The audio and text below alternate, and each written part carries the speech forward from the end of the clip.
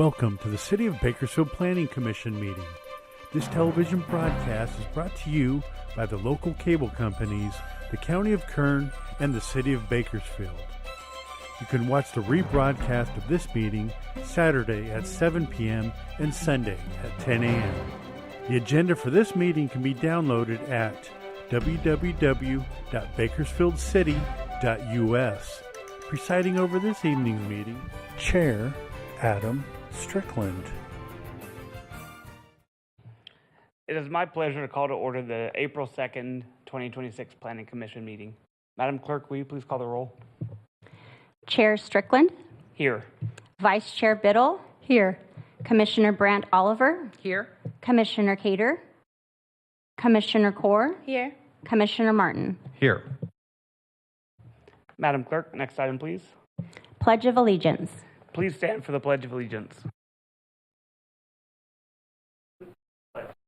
I pledge allegiance to the flag of the United States of America and to the republic for which it stands, one nation, under God, indivisible, with liberty and justice for all.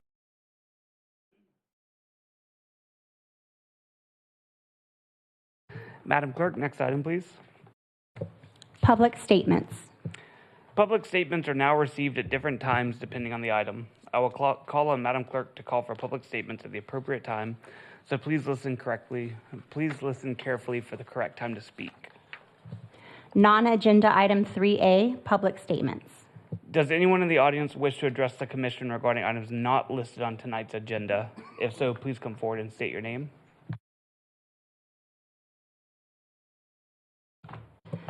Agenda item 3B, public statements.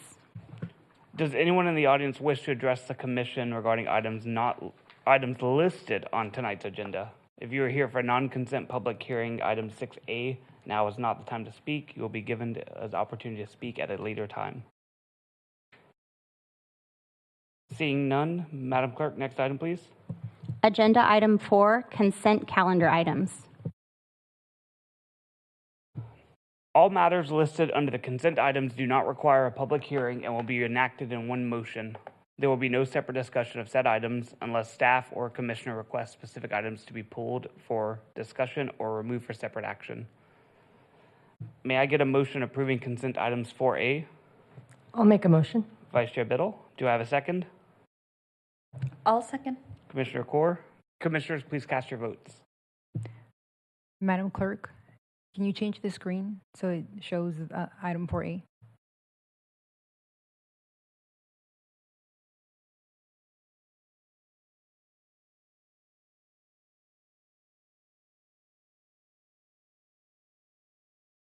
Motion passes with Commissioner Cater absent.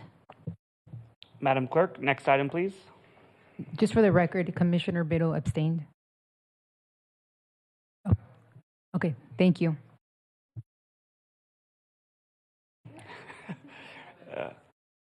Madam Clerk, next item, please. Agenda item 5, there are no consent calendar public hearing items. Thank you, Madam Clerk. Next item, please. Agenda item 6, non-consent public hearing items. Now is the time for non-consent public hearing items. Before we begin, I would like to explain how the hearing will be conducted. Staff will give a report, then those in favor of the project will be allowed to speak. Those in opposition to the project will be able to speak after all those in favor have spoken. Each side will be given 5 minutes to provide rebuttal comments. Individual speakers may ask questions during their statements, but the questions will not be answered until the public hearing on that item is closed. Written comments may be given to the clerk, who will provide copies to the Commission. Please be respectful of others participating in the hearing by not repeating the remarks of previous speakers and by presenting any new comments or thoughts in a concise and clear manner. Mr. Burns, will you please provide us with your staff report? Good evening, Planning Commissioners. Today we're coming forward with some ordinance changes related to our housing element. Recall back in about October, we were under a rush to get our housing element across the dais. Well, now we're actually going back, dug into the required parts of a housing element that requires the city to change our Title 17 municipal code in accordance to the housing element. So tonight, Ms. King and I will be providing a quick slideshow of those changes and then here to answer questions. Thank you, Mr. Burns. Again, BD King with the City Attorney's Office. So just providing a short outline of our presentation today. We're going to be going over our housing element. It's been before you many times. Also, the California Department of Housing and Community Development, or also known as HCD's requirements from the city as it relates to the housing element. More specifically, the ordinance amendments that we're looking to present to you and are seeking a recommendation to City Council for approval. So you're well aware of our city's housing element. We brought that to you multiple times over the last couple of years, including late last year when we asked for a recommended approval to take to City Council. The city housing element identifies existing and projected housing needs within the community. It establishes policies, programs, and actions to accommodate city's regional housing needs allocation, also known as RENA. On November 24th of 2025, HCD found that our housing element was in substantial compliance with state housing element law. And so therefore, we are now at the juncture where we need to implement those programs, actions, and policies that we promised that we would through the housing element over the 8-year planning period. And so what we're bringing to you today are specifically ordinance amendments. Like I mentioned, there are many requirements that the city has to follow as it relates to the housing element, but we are targeting the amendments first just because it's something that we can easily take care of. And we combed through the housing element, which I believe is over 300 pages. We were able to identify 25 amendments that the city has to implement. Of those 25, 13 have already been taken care of. We took care of them over the last 2 years. We brought them to the Planning Commission and to City Council as well. And so we have a net of 12 amendments that we're presenting to you today for a recommendation of approval to City Council. And Mr. Burns will now identify what those amendments are. Thank you. So I'll touch upon some of the changes. There's 12, and there's more detail in the ordinance itself. Just want to kind of hit some of the highlights because it's what we're doing is we're codifying many state statutes, but we're really taking state health and safety code law and adding those sections into our ordinance. So these are things that we're required to do already, and it's putting those and codifying them. So one of the items is conducting inspections related to lead hazards and its substantial conditions for housing, expanding the definition involving single-family dwellings and emergency shelters. A little more detail is really allowing a mobile home within a single-family zone lot and adding that, codifying it, something that's by state law again, but codifying that. Allowing emergency shelters and low barrier navigation centers by right in certain zones. And what that's doing, where we had them in like an industrial zone where allowed, state law allows them anywhere that you can build residential within a commercial zone. Now you have to drill into those commercial zones that allows residential, but it's codifying that. There's also other state laws like SB 9 and SB 35 we're required to codify. SB 9 is a lot split law. So basically, if you have a single-family lot and you want to turn that into 2 lots, and you could have up to a total of 4 dwellings between those 2 lots, 2 on each. You could have 1 house there currently, do a lot split, add an ADU to your house, build another house and an ADU, and now we've changed our neighborhoods to fourplexes and single-family neighborhoods. But again, this is already law by the state, and we're putting it required by our housing element by ECD to codify it. SB 35 is streamlining of affordable housing units. So if you have a project that's infill, it has a appropriate affordability percentage, then there is basically a shot clock that says you shall get the project approved by so many days, assuming it's a complete approval. Again, what we're doing is we're mirroring state law and adding that into the ordinance. Adding a definition of a vacant site inventory. So we have sites that are housing an element that we identified that, hey, we're going to have a certain density, a certain location, and to meet our RENA goals. So it's really adding those definitions into our zoning ordinance to allow this. The next one is allowing large community care facilities. And these are a very broad set of state licensed facilities. Again, this could be a very broad adult care facility, child care facility, an elderly care facility. There's about 15 different kinds of facilities that fit this, and this is where you have 7 or more in a particular zone, and those are, again, state permitted. So it's the state taking authority away from the cities, and here you got to go codify this. So that's kind of the stuff that's coming at us. And then removing the parking, and this is really for affordable housing units. So if you have up to 50 units and they're within half a mile of public transit, and it's a multifamily project, right now there's still a parking requirement, it would take that away. That's just kind of to clarify some of these requirements. With that, Ms. King and I are here, and other staff here to answer any questions you may have on our amendments, and we recommend that the Planning Commission approve these and push it on to City Council. Thank you. Thank you, Mr. Burns and Ms. King. The public hearing on this item is now open. Is there anyone who wishes to speak in favor of the project? If so, please step to the microphone, identify yourself, and proceed.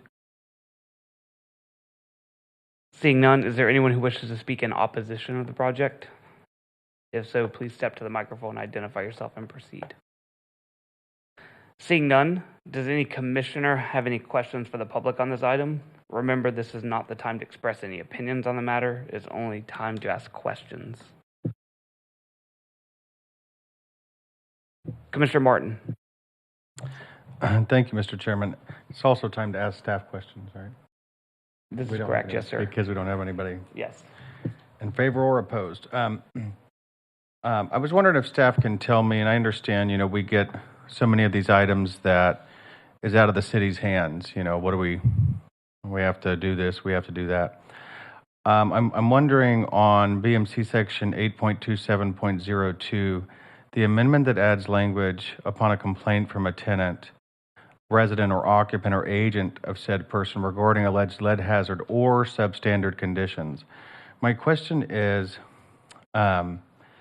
so what is that's kind of very vague, what is the definition of substandard conditions, and is that outside of the context of potential lead poisoning, since it mentions lead in the prior sentence? And if so, what are those?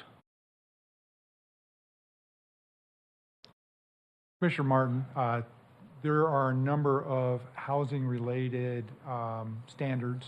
We have always enforced them through the housing code. Yeah. The health and safety code mirrors those requirements.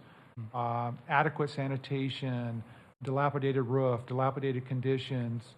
There are about 25 different code sections that go through the different conditions within a house. Not having hot water, not having a cooking facility, not having working heat at you're 70 degrees, 3 feet off the ground.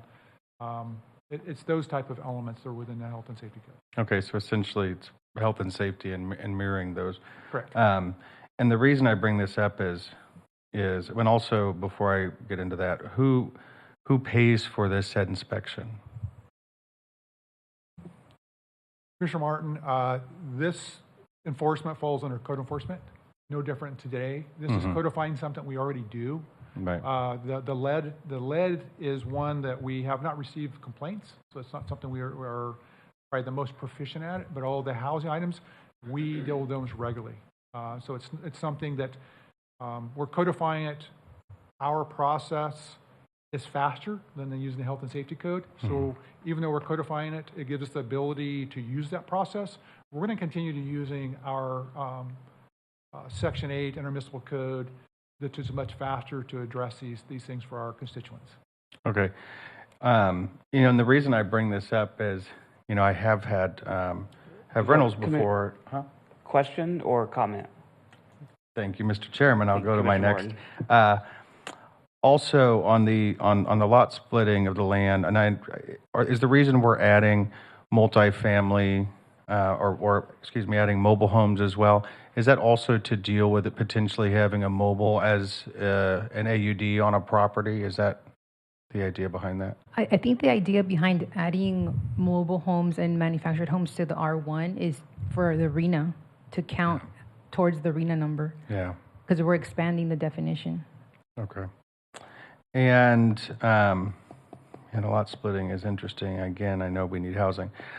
My last question would be on the care facilities for, that's come before this commission. We had a kind of a lengthy one on that the other day, but for good measure.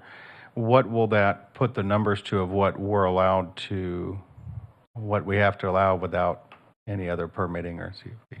So essentially, they will be allowed by right. And so those individuals that want to apply for a community care facility that's 6 or less or 7 or more will make no difference. They will not need a CUP anymore.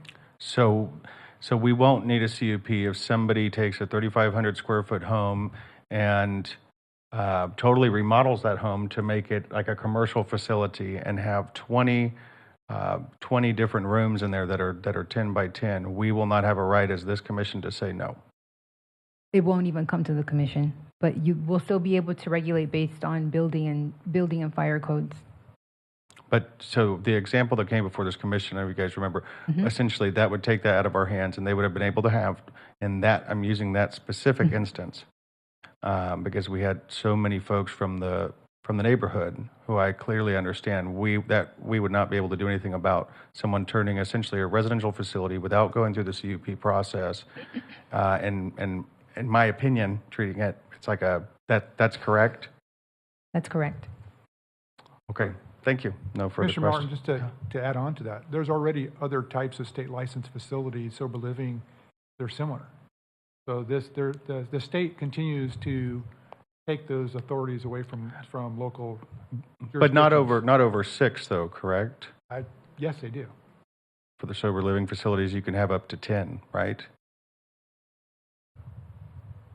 I would need to do some research on the number. that's correct. My recollection, it's the same. It's what the housing or the building code would allow for occupants. Okay. All right. Thank you. I'm gonna skip Brent Oliver for 1 second. Just a quick question. Just because we're talking about codifying, right? Just for the audience, because I know we've got some students here. Can we give the definition of codify and what that implies for us? Just to. So codifying basically means that we are going to include state law into our local municipal code. We are going to, even though we're already required to follow state law, we're going to physically include it within our local ordinances, stating that we're going to follow state law. And even if we didn't codify it, we still have to follow it. That still gives the developers the same rights the state allows. It just puts us in a weird position that we don't match state law, correct? Yes, that's correct. And many of these sections that they're requiring us to codify have been bills that have passed over the past 5 years. And so every year the legislature brings in new bills, new laws, and so they are essentially requiring us to codify all those new laws that have gone into place in the past 5 years. Thank you. Commissioner Brent Oliver? Thank you. So my questions relate to the community care facilities as well. My specific question is, when you have a single dwelling that you count towards RENA, is that just like one unit per se? And then when it becomes a community care facility with multiple, like it's almost a multi-family situation if you have 12 or rooms in it, do you get more RENA numbers for it? Am I making sense? I'm sorry, I'm not speaking the right language. Commissioner Brent Oliver, that is one unit. It still No is one different than a unit. single family, no different than having a 10,000 square foot house versus a 800 square foot house. Per RENA, it's one unit. not the answer I wanted to hear, but I'll hold my comments for later. I'll come back off mute, I promise. I'll stop you. And then I hate to do definitions again, but can we just high level what RENA is and what we're talking about when we talk about a unit within RENA? And Mr. Burns? RENA is our regional housing needs assessment, our allocation. So Kern Cog looks at the county-wide, the number of units, and they basically break down the RENA based on income categories or affordable units based on income. So there's our arena with 37,000 of that. We have like 17,000 low income and moderate income.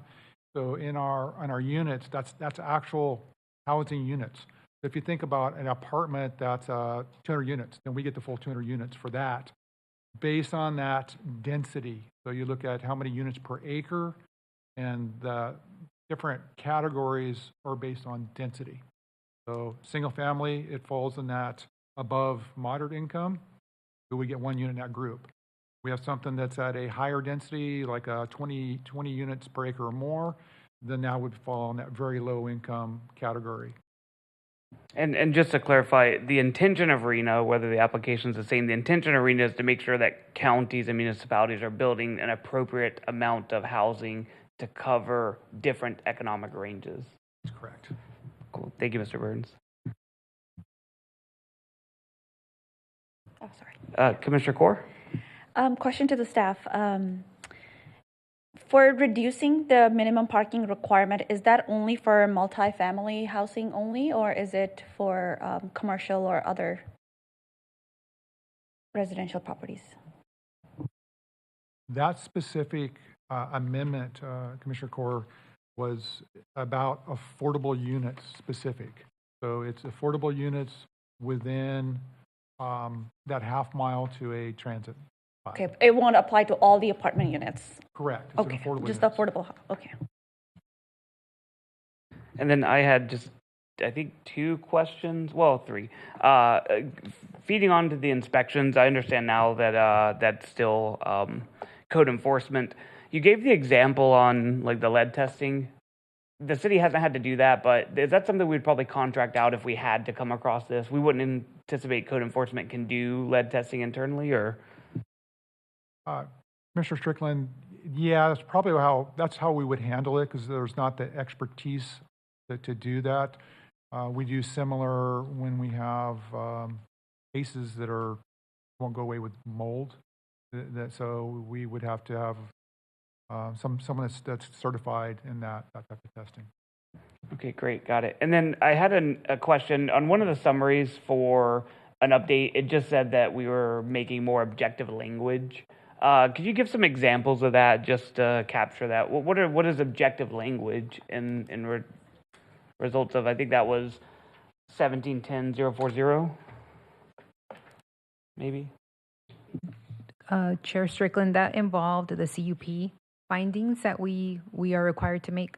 And so HCD had a comment about one of our findings requiring that the proposed use be in harmony of like various elements. And so they didn't like that term. And so They didn't like the word harmony? No. Okay, got it. Yeah, Too subjective. I'll withhold the opinion there then. And then I guess the final, can I get maybe a 2-minute summary as to where we are on the housing element? Because I know it was originally due for approval, or the state could start taking over some of our approval processes. We submitted in October. It sounded like it was partially approved in November. Does that mean we're now compliant, or? Commissioner Strickland, we are 100% in compliance. So we are actually, staff has been working on the APR, which was due the 1st. I don't know, did that get submitted? Yeah, it has been submitted. So that's another report that'll be coming your way too on our last year's APR. We're hoping to get this done, these ordinances prior to the APR, but it didn't quite happen. Got it. So are these ordinances basically approved as noted? If we do the stuff that we said, they approve us. If we don't do it, then conditionally they could remove that approval? That's correct. They have a enforcement wing now as part of HCD, and here recently in the news, they're going after several jurisdictions that have not got their housing element certified. It's kind of beyond that. They could sue us, and they also could hold back funding for the very same affordable units that they want us to build. So it's kind of counterintuitive in many ways. Okay, well, I think it would be a comment for congratulations on completing that, so I'll hold that for now. Vice Chair Biddle? Kind of random, but I don't know if it's appropriate. As the state's taking away tools out of our toolbox to be able to keep our communities cohesive and happy, are we looking at ways that we could use objective standards or some kind of tools back in our toolbox to give us anything, or has that been outlawed too?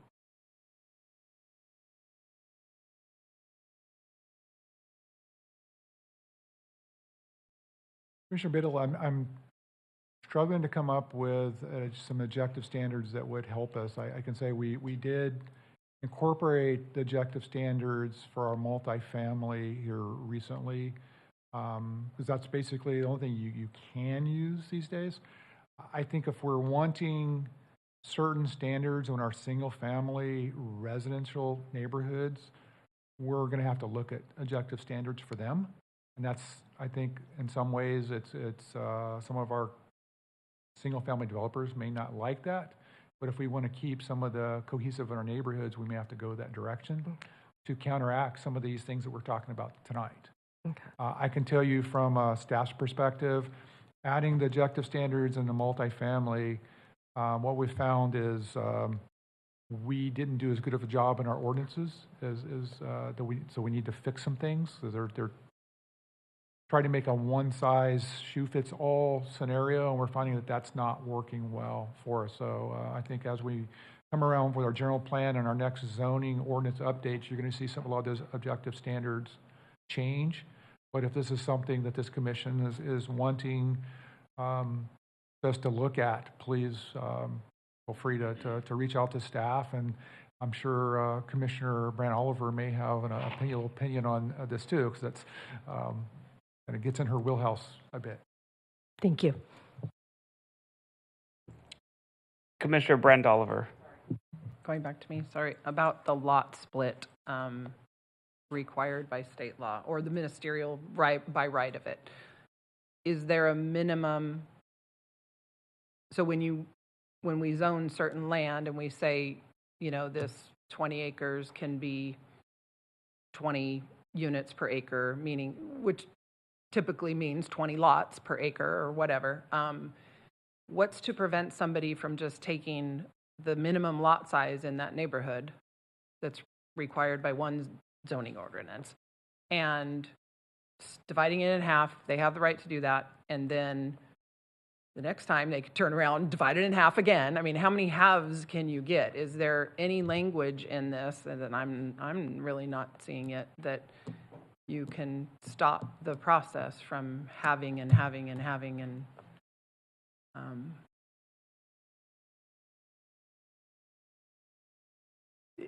is there a minimum lot size requirement? I guess that's a very good question.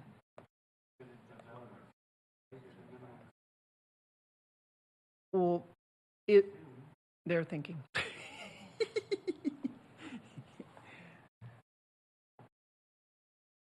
I would probably need to spend some time to really dive into that a little deeper. I think off the cuff, we were thinking this would be a one-time split, but could someone do a lot split and someone else come back later and do another lot split? I'm again thinking I don't back. think that was the intent, but.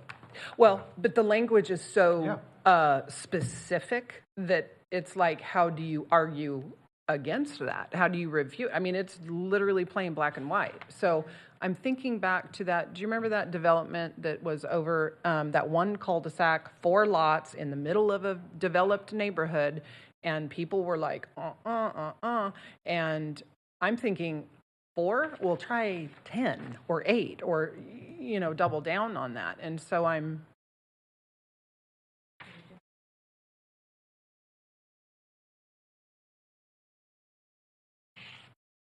Yeah, I think we're going to have to do a little research on that one.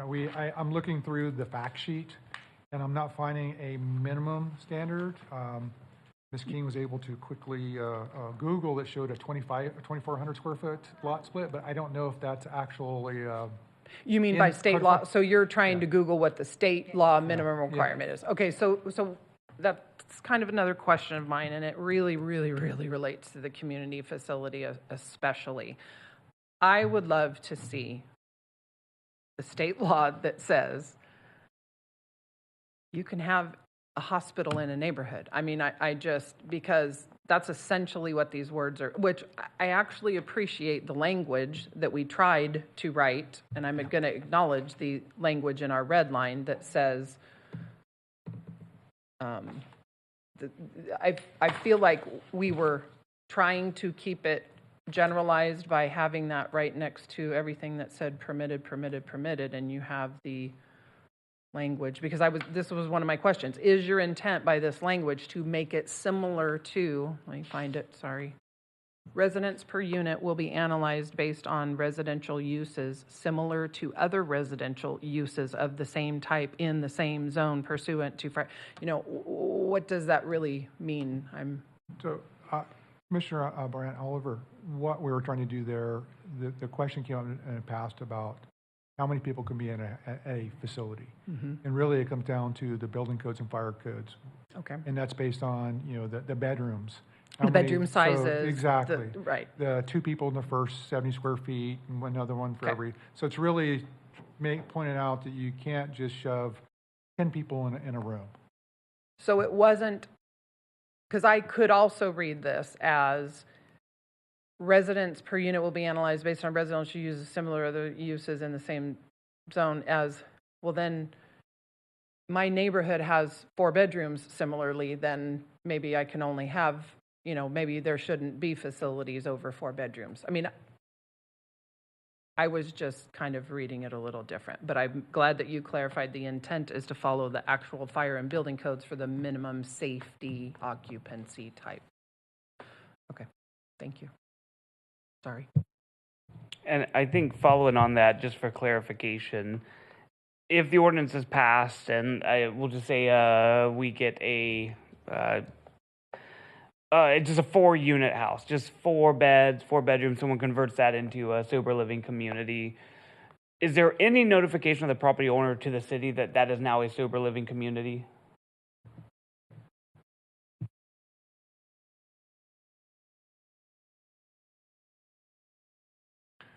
Commissioner Strickland, there is not a required notice to the city at all on these facilities. The only thing we would be aware of would be if they came in for a building permit to change the garage into another bedroom, those type things, like we've seen for other similar type facilities. We've had sober living facilities do similar things, take a 3-car garage and take that 3rd car garage and make it into 2 more bedrooms. Obviously, that's not what people want to hear, but that's just the reality of what we see. And I guess trying to toe the line now, state law is that by right they could do, and I'm just the sober living just to tie into this example. I'm really talking about any by right that's approved now, but sober living facilities, by right, they can do that, and we hope that they pull a permit to make those changes. But if they don't, what would let's say a neighbor reports them to the city. What does that look like? Are they in violation of just the no permit, or are they in an expanded violation of zoning as well? Like, what does that look like? So, Mr. Strickland, anytime someone does construction without a permit, that's a violation of both, city codes regarding permits and also contractors licensing board. The other issue here is if you're talking about one of these type facilities, they are supposed to, some of their conditions, if you read through the licensing requirements for like a community care facility, they're required to get permits. So potentially you have also that violation back against the state licensing agency and a process there. Okay. And I guess final question to get off the soapbox. The purview of this commission is not to try and tweak the ordinances here, because we're really just matching state law. We could put whatever we want into this, but still superseded by state law, right? Mr. Strickland, that's correct, and I want to kind of take that one step further too. State law, plus they purposely put it in our housing element as an action item. So what they've done is they've leveraged your housing element. If you don't actually do these things, then our enforcement agent, leg, can come back later and say, you're no longer in compliance, and now we're going to take your funding away for other affordable projects. So it's like you're stuck between this rock and a hard place, that there's things that maybe we don't agree with in our community, yet we need the housing. So what do? Do you find other ways to address, you still do need to address your community. Understood. And I think I've got a question here. I'll work it into you. I think the line of questioning I was going with is I think in this example, we found an area that maybe the state law, somehow they didn't think of everything, and there may be a gap here. The correct avenue for this commission is maybe making action on this regardless, but that would be more of a recommendation or a question to city council to look at a separate alternative strategy of like an asset index for all housing developments, or that's really a city council committee for dealing with maybe fringe cases like this rather than trying to fix the ordinance to match it. Would that be an accurate statement?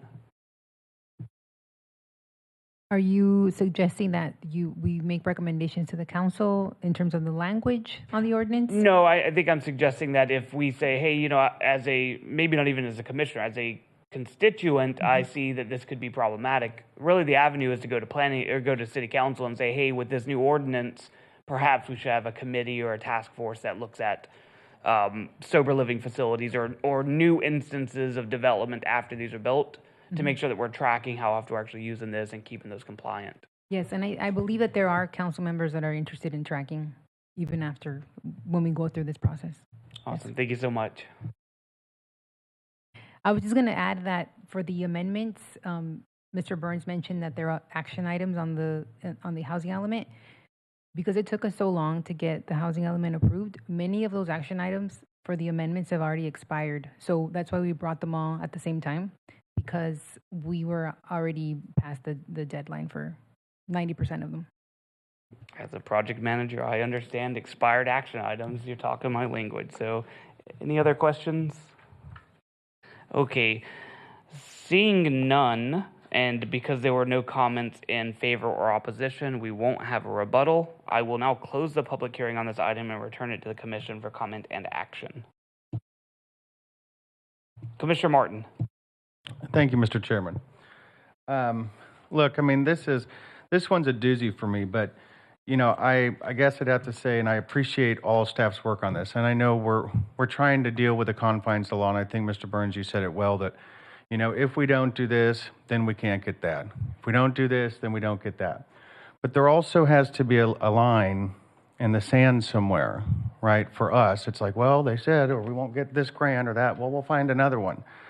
I have a problem with, as a landlord myself, I go back to the first item that I brought up regarding the lead. Obviously, if that lines up with health code, most good landlords, they want to do all of those good things to be good stewards, of course, because they want to keep tenants and stuff.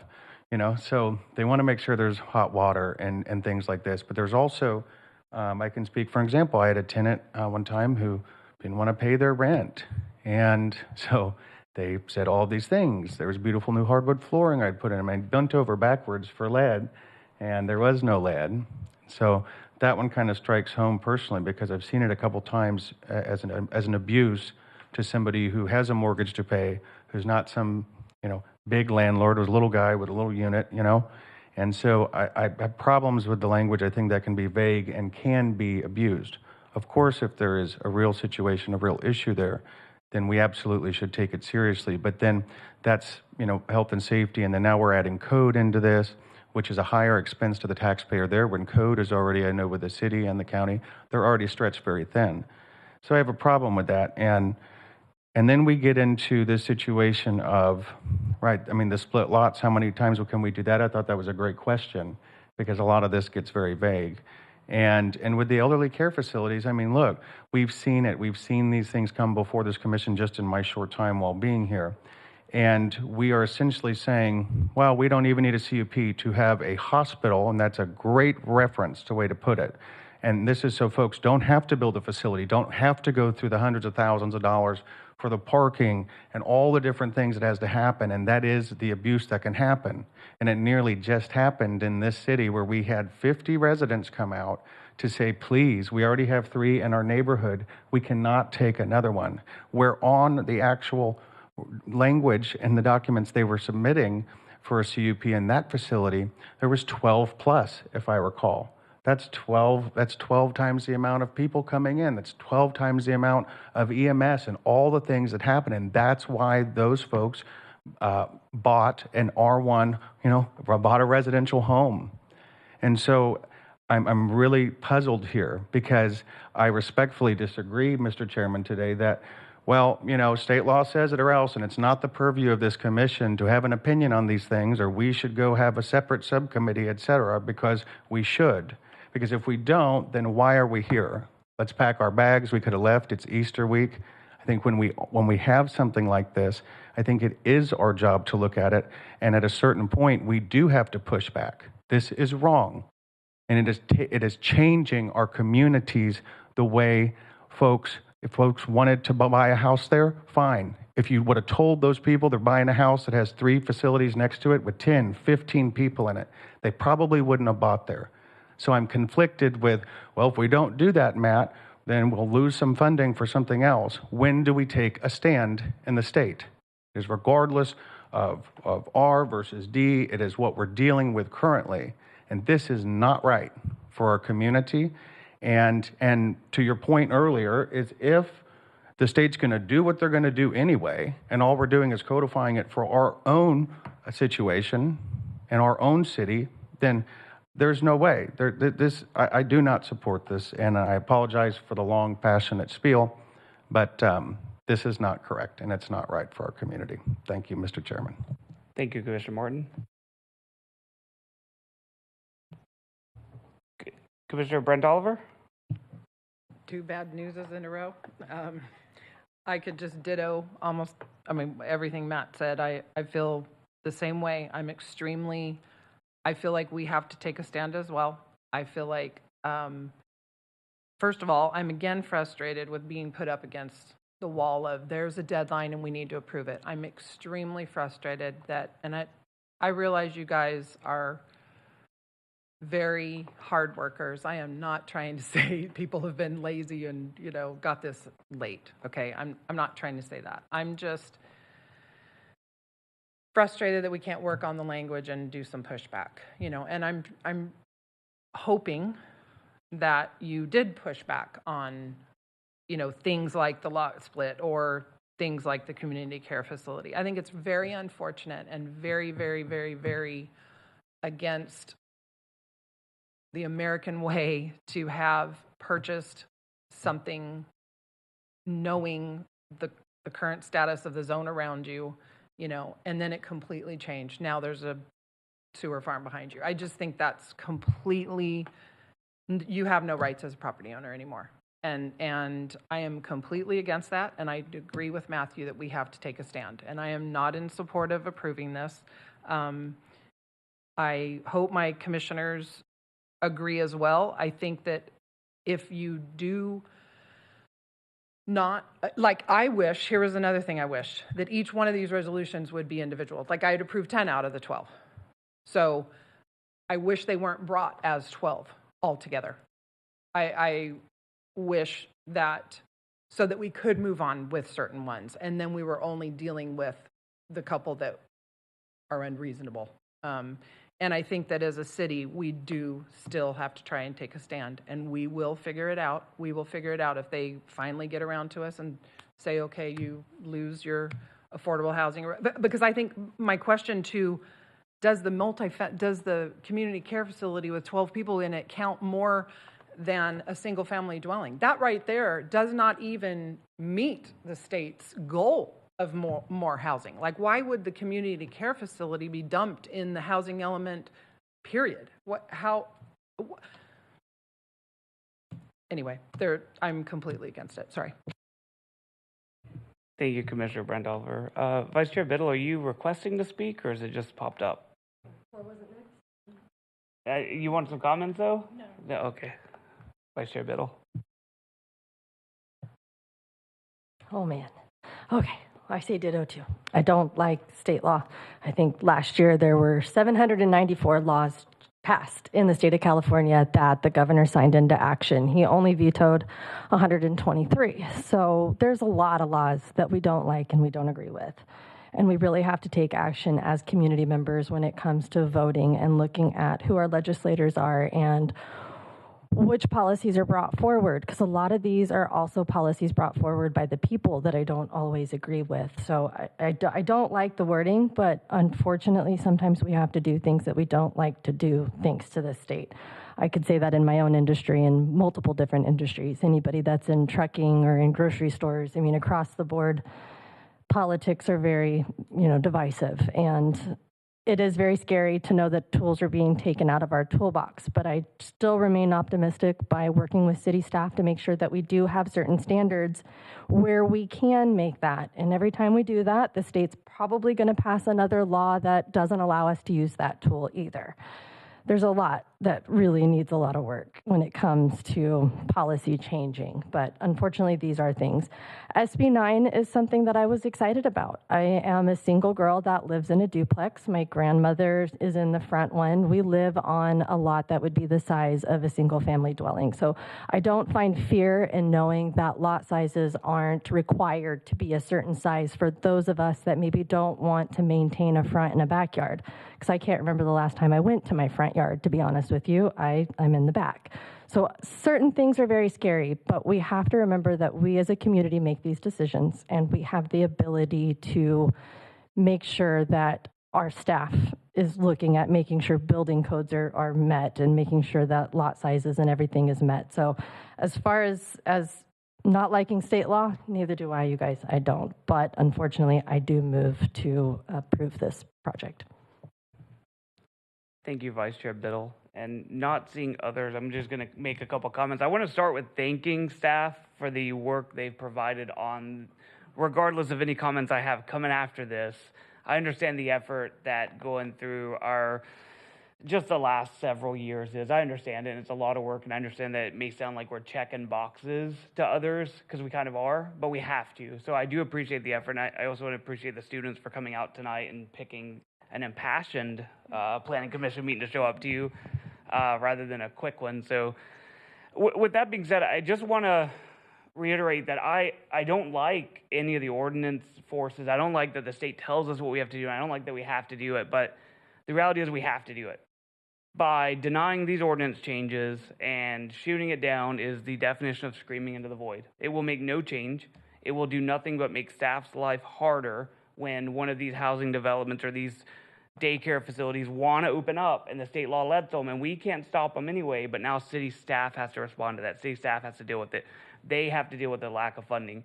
If we want to make significant change, as Vice Chair Biddle said, look at who you're voting in. Look at the representation we are and aren't getting. Look at what the state is not doing for, I think, correct me if I'm wrong, Bakersfield now the 8th largest city in California, and we hate every bit of it, and what's it done for us? So reach out to your city councilman. Reach out to them. There are plenty of organizations, there are plenty of other cities that have banded out, putting together letters, putting together statements.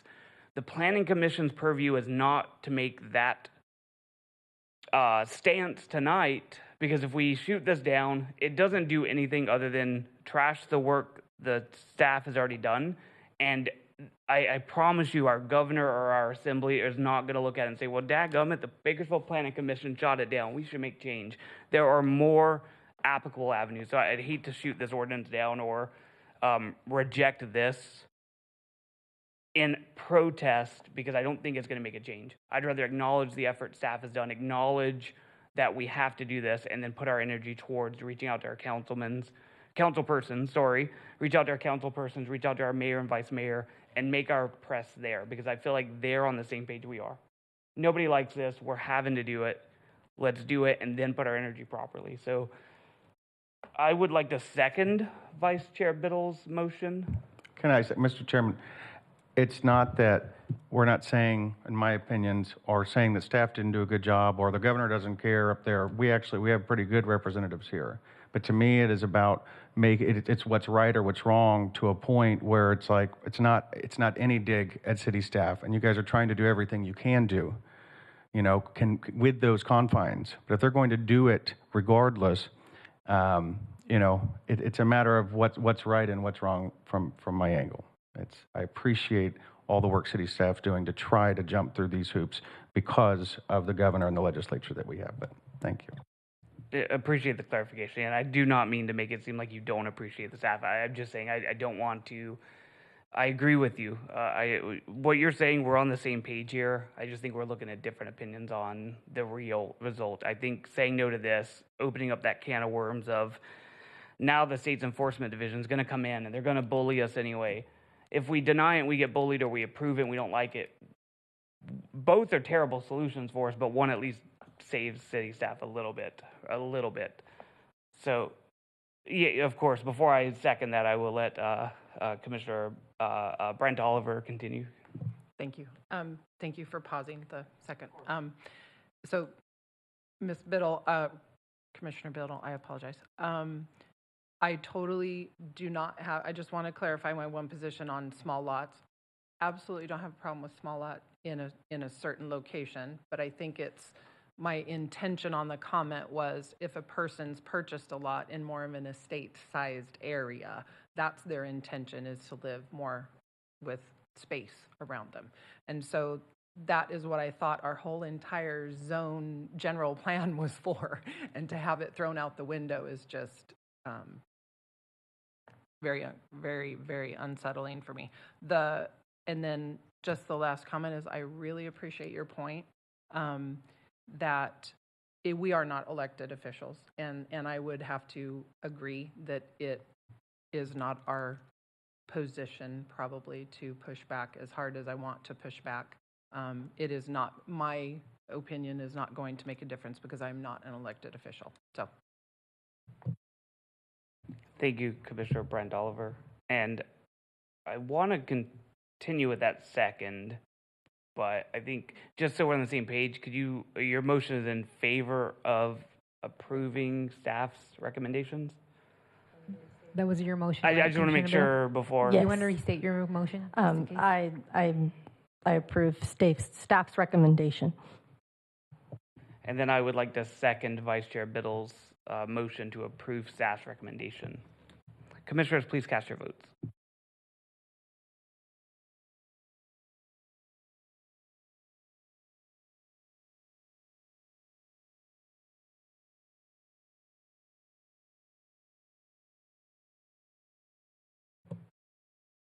Motion passes with Brant Oliver and Commissioner Martin voting no. Thank you, Madam Clerk. Next item, please.